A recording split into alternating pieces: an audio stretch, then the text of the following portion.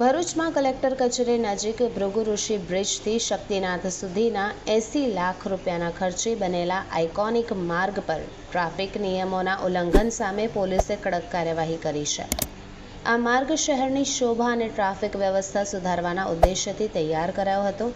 Iconic માર્ગ પર કેટલાક વાહન ચાલકો દ્વારા ગેરકાયદેસર રીતે વાહનો પાર્ક કરવામાં આવતા હતા, જેના કારણે રોજિંદા ટ્રાફિકમાં અડચણો ઊભી થતી હતી।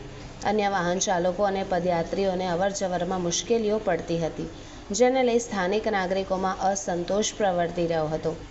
આ પરિસ્થિતિને ધ્યાને રાખી એ ડિવિઝન પોલીસે એક વિશેષ ડ્રાઇવ હાથ ધરી, જે દરમિયાન રોડ પર ગેરકાયદેસર રીતે પાર્ક કરાયેલ વાહન ચાલકોને મેમો ફટકારવામાં આવ્યા હતા અને ભવિષ્યમાં આવી ગેરરીતિ નહીં ચલાવી લેવાય તેવી કડક સૂચના પણ અપાઈ હતી।